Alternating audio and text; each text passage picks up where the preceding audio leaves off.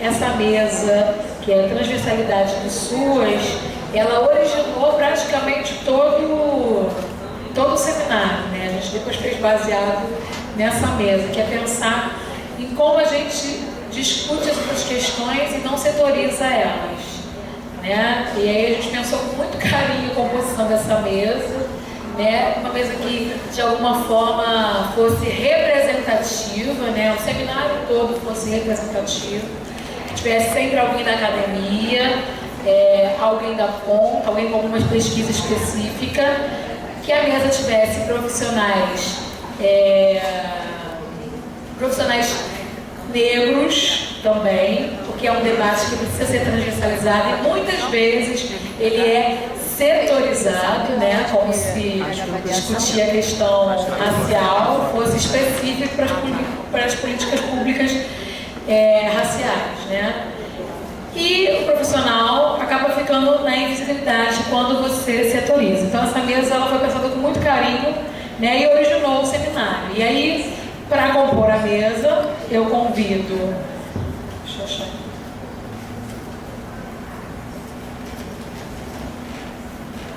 Eu convido a Jaqueline Gomes de Jesus, que é professora de Psicologia do Instituto Federal do Rio de Janeiro, psicóloga.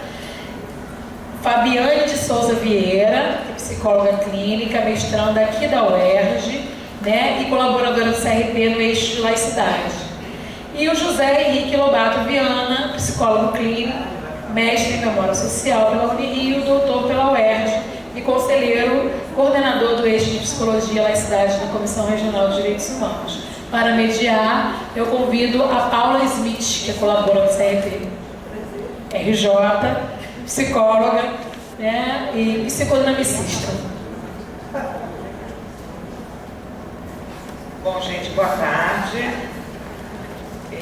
Acho que aqui na distribuição das mesas tem uma questão da filmagem que a gente estava observando, para quem está assistindo online. De repente, quem vai falar pode estar vindo na ponta e falar daqui, que aí dá para a tradução ficar junto, né? Aí a ordem das falas, como é que vocês querem fazer? Bem democrático, a gente escolhe. Jaqueline começa, então? Então vamos lá. Aí depois a gente faz essa dança das cadeiras, que aí a gente consegue aglutinar, não é assim? Fica melhor? Beleza. Legal, obrigada. Boa tarde a todos e todas. A gente... Mais uma vez, né, eu venho num debate sobre como pensar de forma interseccional, porque isso no fundo é o que a gente está falando, né? Quando fala em transversalidade, como pensar para além das categorias que foram construídas e que são extremamente bem delimitadas. Eu acho que retoma muito aquela ideia que se aplica para as categorias sociais, de que certos conceitos borrados são conceitos perigosos, né? Então, assim, não seria só uma questão de compreendermos a realidade a partir de categorias para poder explicá-la, mas algo mais profundo, né, de cunho psicológico, de que categorias borradas são categorias perigosas, né? Então, essa temática tem sido abordada em várias áreas. Eu venho do campo da psicologia, que pesquisa e dialoga com os movimentos sociais, e nós temos trabalhado essa questão quando pensamos nas questões não só de mulheres negras, né, de pessoas trans, de várias populações que têm lutado por direito à identidade ou direito à cidadania. São questões principalmente da prática profissional, que atendem essa temática que a gente aborda aqui, e que exatamente afetam também, dialogam com todas essas populações. E que pressupõe a ideia de um ser humano esquematizado, né, bem determinado, tá, nessas categorias, e bem reducionista, enquanto esse ser humano que é categorizado, reduzido, simplificado, ele está em contraposto ao ser humano universal, que geralmente é um homem branco, cis, hétero, de classe média, casado com filhos.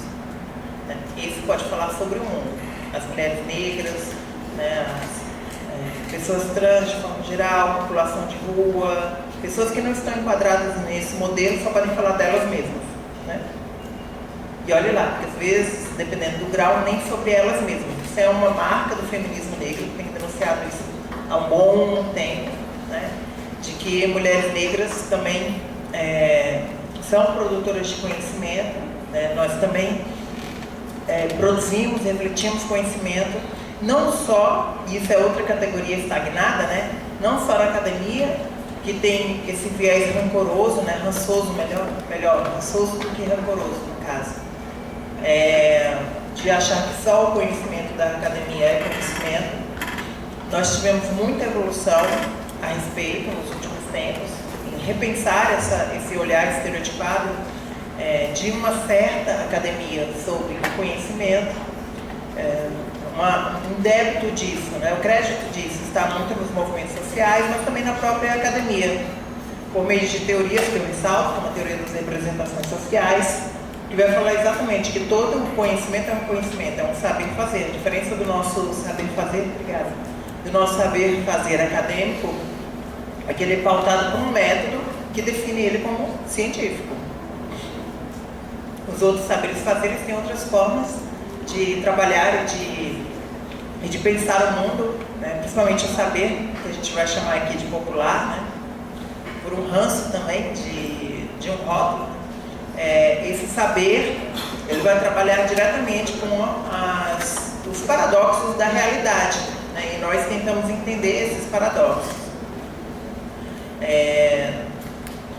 Na área de saúde, na área de assistência social, na área de atendimento direto aos seres humanos, principalmente em suas carências, essas demandas variadas vão surgindo, essas experiências, e a gente de novo traz um olhar muito esquematizado, que a gente às vezes não percebe sobre saúde, que é um olhar sempre no aspecto negativo. É importante a contribuição da psicologia positiva para a gente repensar esse olhar só negativo que a gente tem sobre as coisas, né?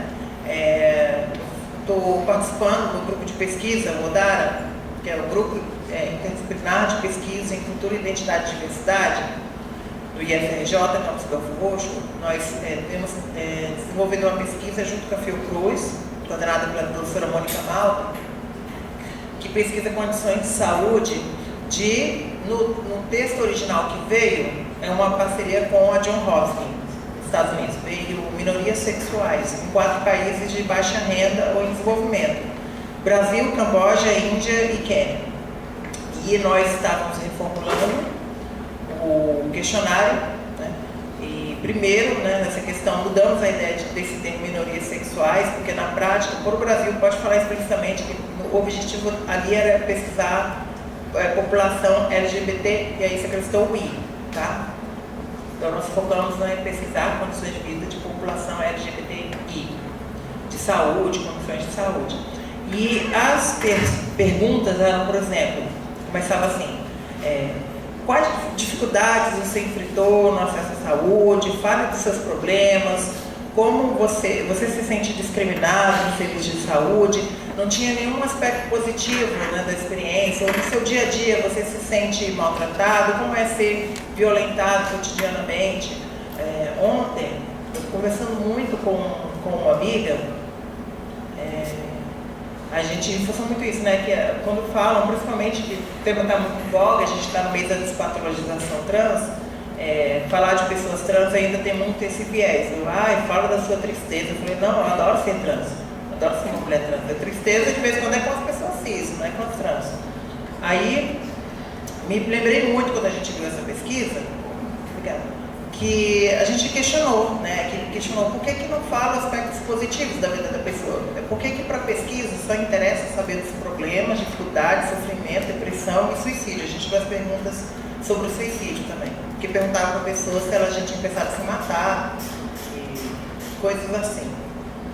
Nós não achamos adequadas essas perguntas para esse contexto.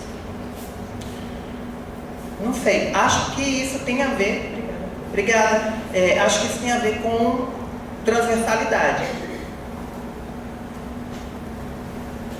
Ainda mais no diálogo, né, com a assistência social. Eu vou me concentrar, né, como a gente está na mesa de despatologização também, para além da proposta da mesa, eu vou me concentrar mais na população trans. Porque eu sempre faço interseção com a população negra, porque não tem como não fazer. Não é só pela minha experiência pessoal, mas porque a gente vive no Brasil, né, vive nas Américas. Racismo e machismo são eixos estruturantes da nossa sociedade. Então, e a experiência de população negra, ela curiosamente, ela é extremamente semelhante à experiência de desumanização de pessoas trans. A história toda, se a gente for pegar, né? Desde o momento em que vários povos, culturas, nações africanos foram sequestrados, traficados na época da escravidão moderna, e foram agrupados, né, dentro de um termo genérico negro, né, que a gente se reapropriou desse termo e reconstruiu o significado desse termo ao longo de mais de 400 anos, né, porque originalmente tinha um outro sentido que a gente tem questionado. Então, já começa aí a ideia de que nós tivemos uma população, né, essa população negra, que a gente está chamando hoje de negra, né, que primeiro teve um nome atribuído a ela, genericamente, que isso não foi construído. É uma população que tem, por ser na experiência da desgenerificação. Por que desgenerificação? Porque aqueles homens e mulheres negros não eram vistos como homens e mulheres, em primeiro lugar. Segundo, não eram vistos como tão homens e tão mulheres como os homens e mulheres que iam se chamar brancos, né, os europeus na época e depois outras populações não europeias. E até hoje, homens e mulheres negros têm, né, então já faz um bom tempo essa luta, têm lutado para serem reconhecidos como tão homens e mulheres quanto homens e mulheres brancos. Tá? Tudo isso em função do ideário da branquitude.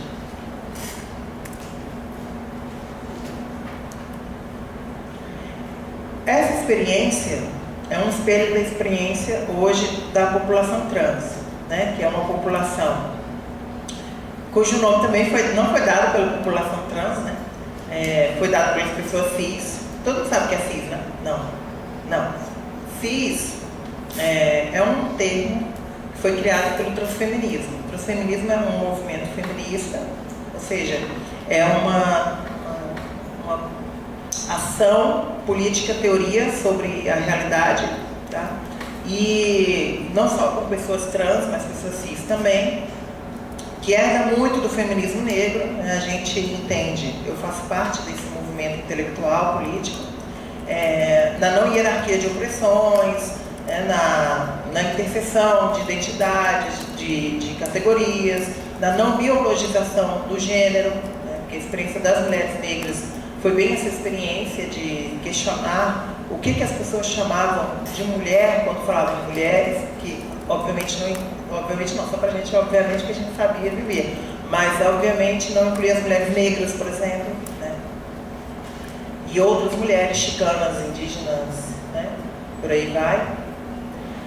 E esse pensamento, né, que é liderado principalmente por pessoas trans, né, ele entendeu que quando as pessoas falavam trans, né, aí derivado de como falavam inicialmente, né, quando foi cunhado o termo, em termos médicos, né, para falar de pessoas que não se identificam com o gênero que lhes foi atribuído ao nascimento. Foi criado o termo transexual, né, e é interessante porque já existia, pelo menos no Brasil, um termo, né, para uma determinada população que hoje a gente entende como trans, né, que é das travestis. É um termo que vem desde o século XIX, por exemplo. Não, XVIII, termo do século XVIII. Para se referir às pessoas que não se identificam com o gênero que foi atribuído. E aí se criou esse termo, trans. Transsexual, foi reapropriado para transgênero, né, para dissociar da ideia de sexualidade, que as pessoas em geral confundem com orientação sexual. E hoje tem cotidianamente se usado só o prefixo mesmo, o termo trans, que em latim quer dizer além de. Como o transfeminismo percebeu que quando as pessoas falavam da pessoa trans, falavam nesse sentido, que eu, humano, falo de você que não é plenamente humano. Eu, pessoa, falo de você que é trans. Ou as pessoas falavam, a pessoa se dizia trans em contraposição à pessoa hétero, como se não tivesse pessoas trans hétero. Ou a pessoa trans uma pessoa normal, né? Ou uma pessoa de verdade. Engraçado que é bem mais comum isso para se referir ao termo mulher de verdade, né, do que para homem de verdade. Mas é uma reflexão avulsa, que tem várias questões aí também de interseção. O que as pessoas... a categoria de mulheridade, não é nem de feminilidade, de mulheridade que as pessoas estão falando quando entendem isso. Então, as transfeministas, os transfeministas, resolveram criar um termo para as pessoas que se identificam com o gênero que lhes foi atribuído quando nasceram. E aí, simplesmente, pegaram o antônimo de trans, em latim, que é cis, que é deste lado, que no português cotidiano a gente não usa muito, é mais um português arcaico. Cisplatina e outros termos, na física também, na química se usa bastante, mas no linguajar popular não. Então, cis, C-I-S. Cis é quem não é trans, basicamente. Bem, isso já é um trabalho de interseção, né, de identidades, porque basicamente é dizer que não existe um universo de gêneros totalmente distinto entre pessoas cis e pessoas trans. É dizer que todo mundo aqui teve o gênero atribuído quando nasceu. A única diferença entre pessoas cis e trans é porque tem algumas que não se identificam com esse gênero que foi atribuído e outras se identificam. E as repercussões disso na vida da pessoa, considerando não essa característica em si, né, mas as questões sociais, que para as pessoas trans particularmente afeta mais a transfobia, o sexismo, né, principalmente para as mulheres trans, questões muito graves que dependem de cultura para cultura. No caso da nossa, o Brasil ele é extremamente violento fisicamente com relação às mulheres trans e às travestis. Vocês devem saber, o Brasil é o país que mais mata pessoas trans no mundo, só que eu sempre ressalto, essas pessoas, elas são, mais de 95% são travestis e mulheres trans. Então tem uma marca de gênero bem presente, é um feminicídio. Tá? O assassinato de pessoas trans no Brasil é um feminicídio trans. O Brasil é o 5º país do mundo em termos de feminicídio, tá? E o primeiro no feminicídio trans. Até agora foram assassinadas 145 mulheres trans ou travestis no Brasil, este ano. E não somos tantas, tá? Tem uma questão de proporcionalidade muito grave aí. Será que essa população está sendo bem atendida nos serviços de saúde, principalmente na assistência social? Não é o que tem chegado. Tem iniciativas muito positivas, mas em geral, aquele princípio do SUS, da humanização, ele não tem sido aplicado para ninguém, na verdade, mas principalmente para a população trans. Existe muito desrespeito em função da transfobia, de um entendimento de gênero que afeta todo mundo, não só pessoas trans, que considera gênero como um diagnóstico e não como uma identidade. O que eu quero dizer com isso? Que nós patologizamos gênero. Quando nós patologizamos as identidades trans, as pessoas trans, nós estamos patologizando o gênero.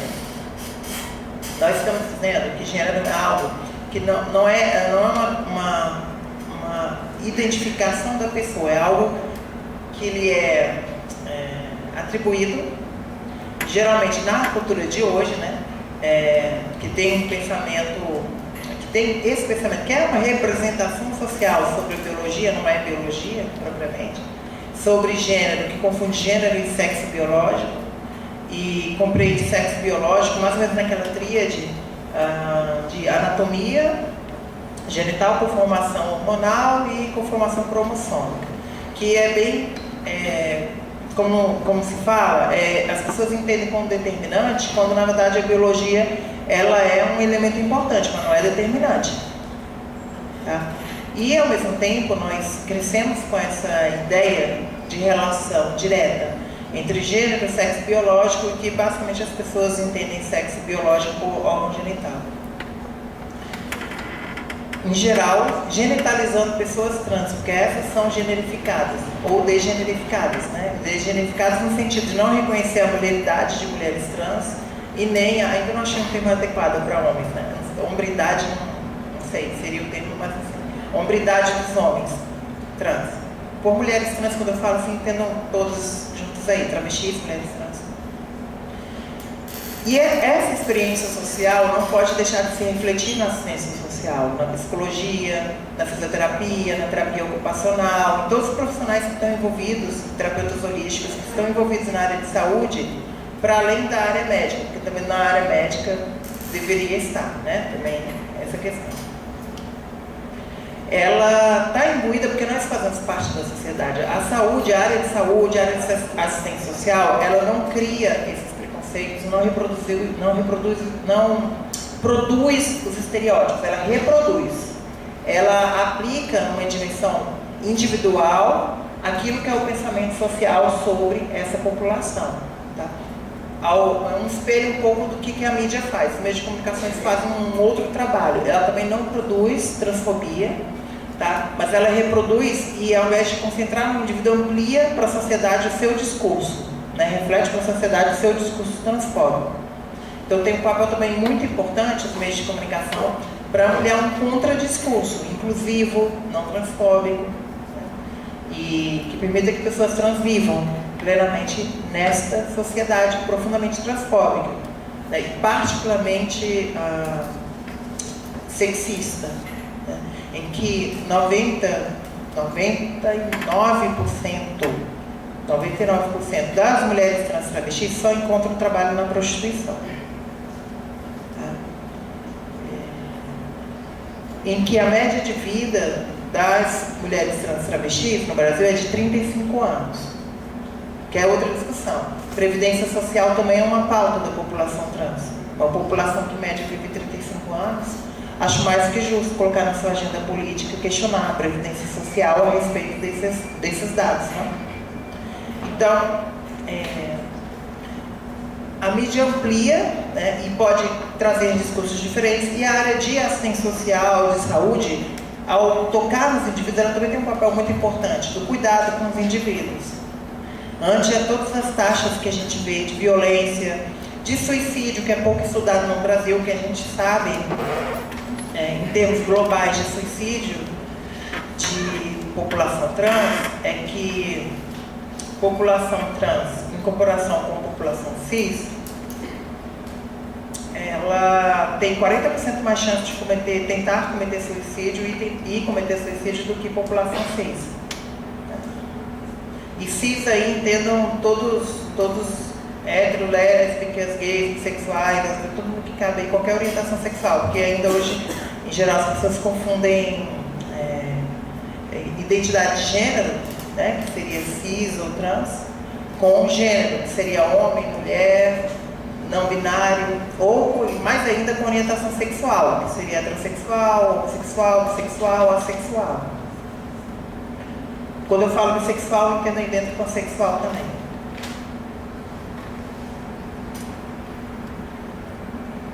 Bem, então a assistência social está nesse caldo todo, né, de questões de uma população que é pequena, que, por incrível que pareça, é muito interessante, porque em geral se fala de invisibilização em termos políticos, a população trans, ela é o contrário da invisibilidade, né? Nós somos muito visíveis, até excessivamente visíveis. O problema é que visibilidade é essa? Em termos políticos, existe muito pouca visibilidade. E as pautas, agendas da população trans são pouco visíveis para ela própria. Quando eu digo, por exemplo, nós estamos no meio da despatologização, muitas pessoas não sabem, né, próprias pessoas trans. 29 de janeiro, eu gosto muito de datas porque elas não são apenas marcações, elas são momentos importantes para refletir sobre temas. 29 de janeiro, dia da visibilidade trans. Por que existe tal data? Por que se fazem ações? Vai se referenciar uma campanha que foi feita pelo Ministério da Saúde há alguns anos, para a população que era especificamente para travestis, que era a campanha Travesti Respeito, e que se ampliou a ideia para a população trans. Essa história da população trans, que parece muito recente, ela na verdade é muito antiga, porque nós, na nossa sociedade, nós ainda trabalhamos muito com uma determinada memória, um tipo de memória que exclui a população trans, que em geral não traz essa memória escrita, né, que é a memória oral. A gente tem uma rica oralitura, né, de população trans e alguma literatura de pessoas trans, tá? Não só sobre si, mas também sobre o mundo. Em geral, de novo, se espera que a pessoa trans, né, que é muito importante, ela escreva uma biografia, fale de si, mas não que ela escreva um ensaio, que ela reflita, faça literatura não ficcional sobre qualquer coisa. No processo transexualizador do SUS, que é um termo bem grotesco, mas é um termo que tem mais próximo sentido, né? Porque é meio estranho um processo de transexualizar alguém, mas é porque ele não seria só transgenitalizador, porque muitas pessoas não querem fazer transgenitalização, ele não é só de transgenitalização, ele envolve outros procedimentos de saúde, hormonais, fonoaudiológicos, de assistência social, psicológicos. No processo transexualizador, ele, por ser patologizado também ainda, infelizmente, porque segue a classificação internacional de doenças, o CID, a CID, mais a CID, né, do que a DSM, que o DSM, é o Manual Diagnóstico Estatístico, aí as siglas vocês conhecem, né? CID, DSM, ele se propõe a ser integral, mas na prática o que os usuários, as usuárias têm trazido é que não é, de fato, plenamente integral, o sistema não tem funcionado por questões econômicas, financeiras sim, mas às vezes estruturais, né, de formação mesmo de profissionais, de entendimento de questões de gênero. Eu tenho ouvido muito porque eu não conhecia, porque, sendo honesto, eu não frequento para fins pessoais no sistema público.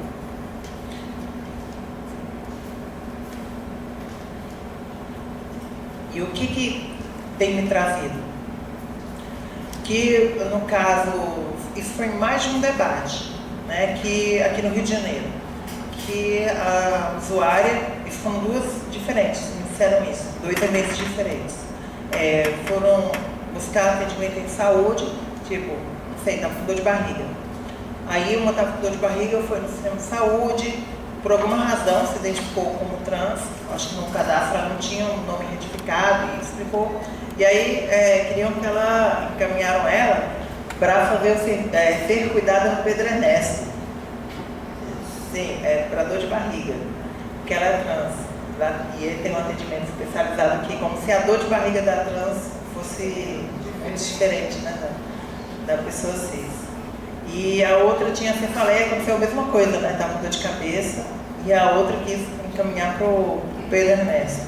É meio aberrante esse luxo, mas eu acho que fala um pouquinho como ainda se vê os corpos, né, de pessoas trans, né? Como aqueles corpos estranhos, meio alienígenas, e que são exóticos, que até um certo ponto, fazendo uma leitura, eu gosto muito de fazer parênteses, tá? E depois vocês juntam aí e tentam entender. Aí, esse olhar exótico sobre as pessoas trans é interessante, porque ele, ao mesmo tempo, ele é muito sedutor para as pessoas trans, tá? Porque a gente sabe que a gente atrai muita atenção das pessoas, né? Em vários níveis. Mas ele é muito prejudicial, porque, em termos sociais, porque ele coloca a população trans fora de um olhar normalizado, tá? Ou seja, um olhar de ver a pessoa trans como uma trans, não como uma alienígena. É isso que eu estou falando, como alguém exótico. Que injeção da diversidade é algo que a gente trabalha muito, né? Para superar primeiro o paradigma, quando a gente fala de inclusão, daquele paradigma inicial de que, vou atender essas pessoas agora porque tem uma lei falando que eu tenho que atender, né? Que, se não me engano, é o paradigma justiça e igualdade. Né? Então, eu tenho pessoas trans agora aqui no serviço de assistência social, então eu vou atender porque tem uma lei que diz isso. Então, esse primeiro nível precisa ser superado. O segundo nível, que é o nível que eu sempre, que às vezes eu lembro o nome, mas é o que é exatamente a ideia do exótico, que é, que legal, temos pessoas diferentes aqui, elas são exóticas, é aquela pessoa que fala no dia X. Né? É a negra do grupo, é a mulher do grupo, é a trans do grupo, é alguma coisa que vocês botem aí, grupo discriminado do grupo.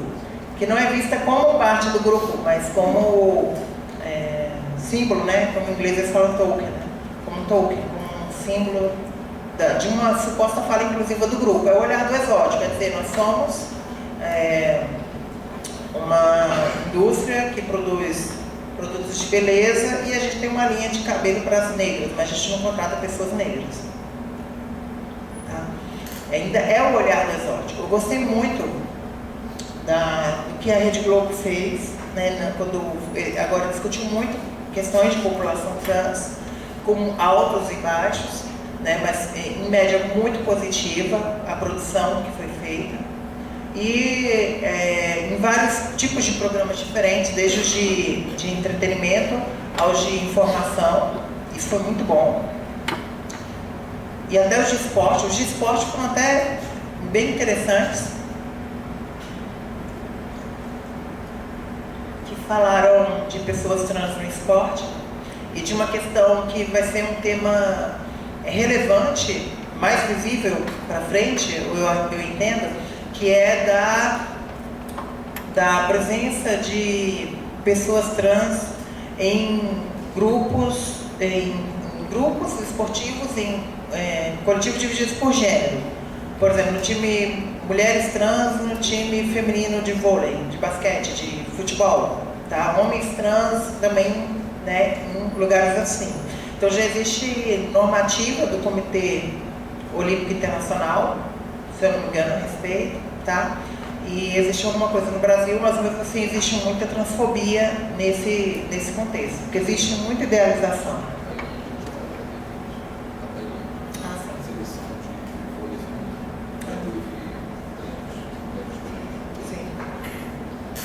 Sim.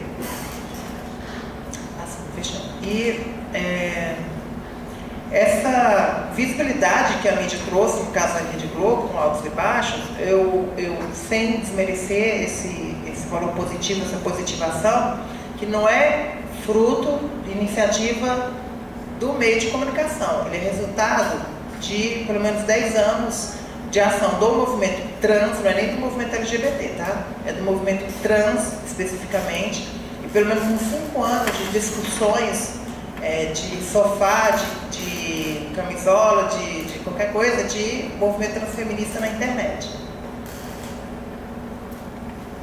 Ou seja, aquilo que as pessoas reclamavam, né, falavam que não tinha nenhuma repercussão social, não ia para as ruas, teve uma ampla repercussão social e está fazendo diferença, quem sabe, para mobilizar as pessoas nas ruas. Né? Há uns 4 anos atrás, eu lembro que as pessoas falavam assim, usa o termo cis, ninguém usa cis. Isso eu falava, acho que foi dito aqui na UERJ, não sei. Mas algumas universidades que eu fui, isso era comum. Hoje, até o Amorissex, o programa Amorissex usa o termo cis, até o Rodrigo Faro, eu acho que usa o termo cis. Então, está liberado. Mas essa positivação do meio de comunicação, eu ainda leio como no nível do exótico.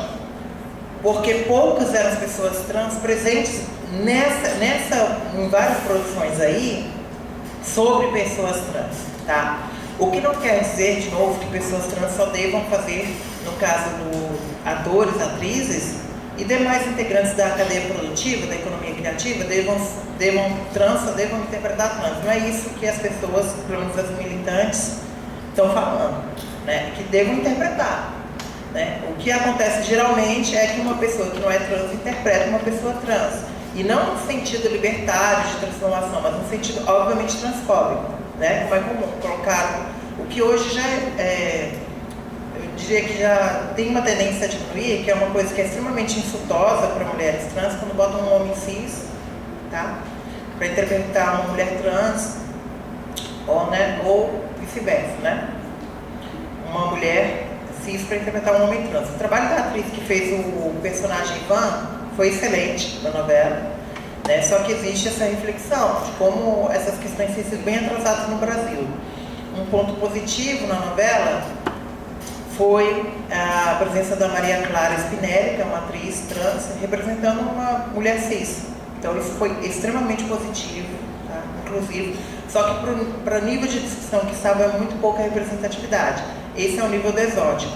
O que a gente busca em termos de gestão da diversidade é o último paradigma, que é o de equidade, tá? De equipe e efetividade, que é simplesmente reconhecer que nós somos melhores porque somos diversos. Porque, primeiro, eu reconheço que eu sou diversa, eu sou uma pessoa diferente, não é só o outro que é diferente, que é diverso, eu sou, todo mundo é. E que nós somos melhores porque nós somos diversos, como equipe, seja uma escola, uma universidade, um centro de saúde, né, um CREAS, um CRAS, nós somos melhores porque somos diversos.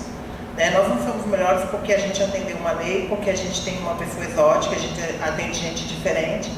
Ou, né, a gente somos melhores porque nós reconhecemos a nossa diversidade, nós valorizamos e sentimos que somos melhores por causa dos outros.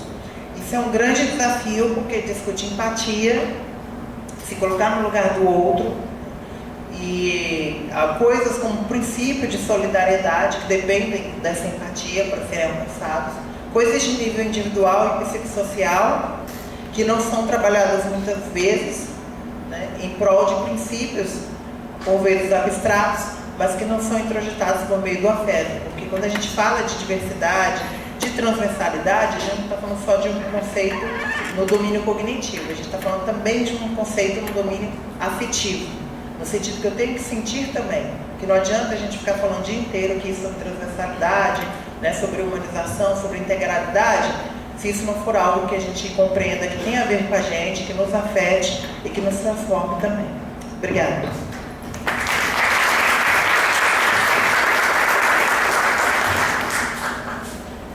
Então, gente, seguindo nessa linha de um luxo só, tecnologia aí de ponta no seminário. Vou passar a palavra agora para Fabiane de Souza Vieira, que é psicóloga clínica, especialista em clínica psicanalítica e colaboradora do CRP no eixo de psicologia e laicidade da Comissão Regional de Direitos Humanos. É de ponta, literalmente. É de tecnologia de ponta mesmo. Online e ao vivo instantâneo.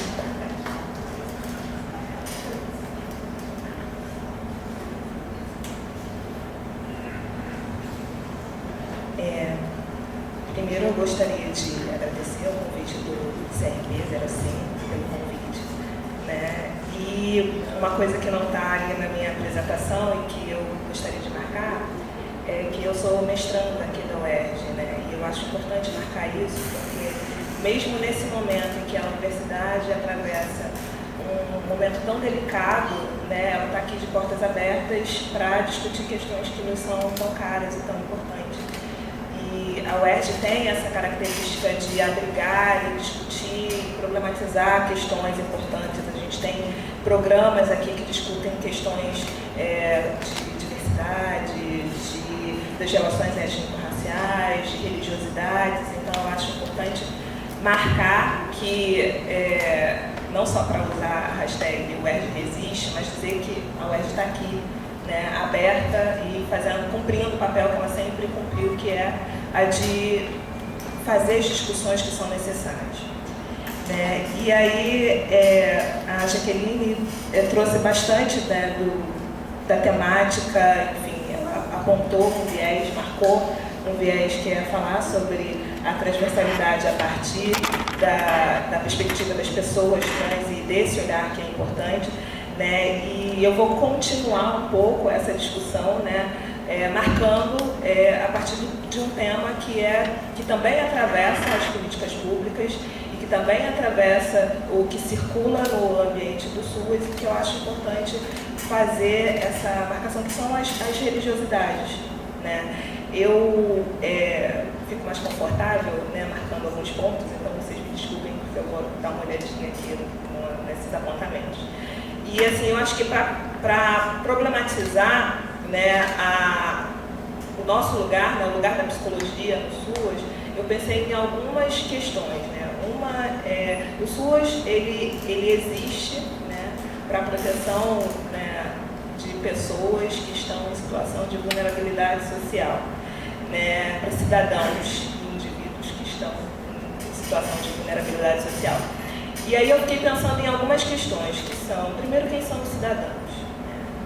Segundo, né, o que é vulnerabilidade social? Né? Quem são essas pessoas que estão em risco? E, por fim, o que a psicologia tem a ver com isso? Né? E pensando no sentido mais raso da palavra cidadão, que é aquela pessoa que tem direito à cidade, né? E a gente precisa pensar os atravessamentos, né, de quem realmente tem acesso à cidade. Eu fiquei pensando, né, num documentário chamado Hiato, não sei se todos conhecem, se já assistiram, que fala sobre, acho que no ano de 2007, se eu não me engano, a ida de pessoas, né, moradores da Cidade de Deus, que vão ao shopping Rio Sul. E eles fazem disso um movimento político, um ato político. E a saída de moradores da Cidade de Deus para o shopping Rio Sul virou um evento. Inclusive um evento com policiais parando ônibus e perguntando para onde essas pessoas iam, o que elas iam fazer lá. Lojas fechando, dizendo que aquelas pessoas não poderiam estar ali olhando, pessoas olhando de forma como se fosse exótico eles comerem pão com mortadela na praça de alimentação. Então, enfim, quem tem direito à cidade? Quem são os cidadãos? É importante pensar. Em geral, quando a gente pensa em programas sociais, né, principalmente programas que falam, né, que atendem a pessoas em risco ou em situação de vulnerabilidade social, os marcadores são fatores socioeconômicos. Mas cabe a gente marcar também, né, de quem são essas pessoas que estão em situação de vulnerabilidade social e que estão nesses lugares, né, de dificuldade socioeconômica. Né? Marcar que essa população tem cor, tem gênero, tem orientação sexual, estão localizadas em determinados territórios. Né? Então, pensar em políticas, pensar no SUAS, pensar na atuação do profissional de psicologia no SUAS, né, fala da necessidade, né, das psicólogas e psicólogos, né, atentarem para essa localização. Né? Quais são as marcas daquela população que se atende? Né? Quem são essas pessoas? Né? Quais são as demandas? E como essas demandas delas foram historicamente construídas nessa sociedade? Né? Eu acho que essa contextualização, desnaturalizar o fato daquelas pessoas estarem ali em determinado território, né, de terem uma cor, né, porque a Jaqueline bem falou aqui que a gente tem uma série de categorias que atravessam, né, que são interseccionadas, né, na nossa existência. Então a gente precisa olhar para as pessoas, né, e pensar quais são os atravessamentos que estão presentes ali nas pessoas que a gente atende nestes equipamentos. Né? E aí, pensando nisso, falando, né, especificamente que é confortável para mim, né, eu sou psicóloga clínica, né, e atualmente mestranda da UERJ. Mas há 2 anos atrás eu era psicóloga de um equipamento, né, que se chamava Rio com Liberdade Religiosa, que, a meu ver, é um equipamento que deveria se enquadrar no SUAS, porque ele trabalha tanto com a prevenção, né, que se chamaria de prevenção social básica, que é a sensibilização de gestores, né, sobre a questão da intolerância religiosa e do enfrentamento dessa temática, quanto a proteção social das pessoas que sofrem com a intolerância religiosa, que era o atendimento às vítimas. Mas essa é uma política que, com várias políticas públicas atualmente, né, é uma política ainda de governo. Então, as pessoas que sofrem com a intolerância religiosa não têm a garantia dos seus direitos, né, não tem um equipamento que atenda as suas necessidades nesse sentido. E por que isso é importante? Né? A questão da intolerância religiosa é uma temática ainda, por mais que a gente tenha falado bastante nisso nos últimos meses, ainda é uma temática invisível. Né? Diferente do que a Jaqueline estava falando a respeito da visibilidade das pessoas trans, que se sabem visíveis, Por mais que nas garantias de direitos isso não se coloque, né, a intolerância religiosa é uma temática ainda invisível, né? Eu tive acesso, por exemplo, a um relatório de 2013 da Unesco, em que fala sobre uma série de violências perpetradas pelo Estado. E dentre essas violências existe um caso de intolerância religiosa perpetrada pelo Estado, que é algo que a gente jamais poderia imaginar, que é uma mãe que perde a guarda do filho porque era candomblessista. Parece surreal, bizarro, enfim. Mas isso acontece, e não é um único caso. Existem outros casos como esse, né? E que o caso dessa pessoa, né, ela foi o único caso que ela conseguiu recuperar a guarda do filho, né? O caso começa como um processo de regulamentação de visitas, né, normal, né, caso de separação entre duas pessoas, né, que foram casadas, tiveram um relacionamento, e ao ir à audiência com a juíza trajada de roupa branca, né, turbante na cabeça, a juíza entende que ela não teria saúde psíquica para criar o filho dela e retira a guarda do filho. Retira a guarda de mandar policiais na porta, de retirar a criança à força, com todo o requinte, né, de crueldade que isso poderia gerar para uma mãe, né? E de que forma, né, o que isso tem a ver com a gente, né? Isso tem a ver porque neste processo houve profissionais peritos, tanto de assistência social quanto de psicologia, que ratificaram esse tipo de conduta. Então, o profissional de psicologia, né, e o profissional que atua no SUAS, estar atentos e atentos a essas especificidades, estarem atentos que a nossa sociedade, por mais que o Estado seja laico, nós vivemos numa sociedade em que as questões religiosas, o discurso religioso, ainda legisla, entre aspas, algumas questões, né? É necessário que a gente, né, nós, enquanto profissionais, possamos desnaturalizar isso que é tão natural, como, por exemplo, a hegemonia de determinadas pertenças religiosas, né? Que nós possamos, né, olhar para as pessoas com o máximo de isenção e não revitimizar pessoas que já tenham lugares, já estejam em lugares de vulnerabilidade social, que já estejam em risco social, né? E eu acho que marcar essa importância da responsabilidade, né, o lugar da ética profissional, né, dos profissionais que atuam no SUAS, marcar a importância de entender que escutar o que diz respeito às expressões religiosas, escutar, né, sobre a diversidade religiosa, escutar sobre a diversidade de gênero ou a diversidade racial, escutar sobre as diversidades é o nosso trabalho, porque nós estamos pautados numa perspectiva da garantia, né, dos direitos humanos.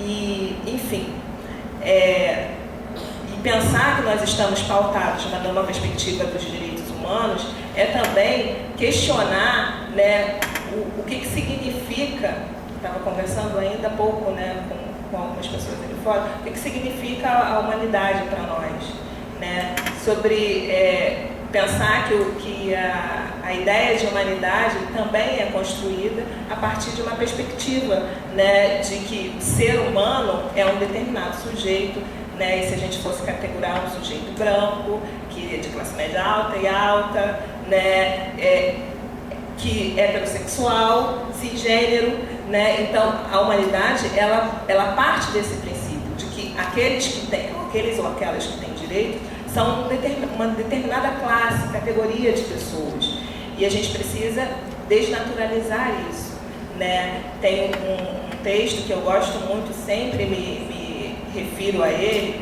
que fala exatamente desse tema, que o título do texto, do artigo, é sobre a de-humanidade e o sofrimento psíquico do corpo negro. E ele fala sobre a ideia de que poder trabalhar nesse aspecto, poder trabalhar, por exemplo, com as relações étnico-raciais, para isso a gente precisa desmantelar a ideia de humanidade, precisa desconstruir a ideia de humanidade e olhar para os atravessamentos todos, né, que perpassam a pessoa que está diante de nós, né? E eu acho que é um pouco esse o trabalho do profissional de psicologia em todos os âmbitos, mas especialmente aqueles e aquelas que trabalham no SUS, porque a gente está falando de uma população, né, em situação de vulnerabilidade social e que está marcada por diversos atravessamentos que, em geral, a gente naturaliza. É isso.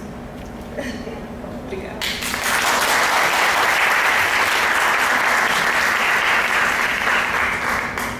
Então, agora na sequência, José Henrique Lobato Viana, psicólogo clínico, mestre em Memória Social pela UniRio, doutor em Psicologia Social pela UERJ e conselheiro coordenador do eixo Psicologia e Laicidade da Comissão Regional de Direitos Humanos do CRPRJ.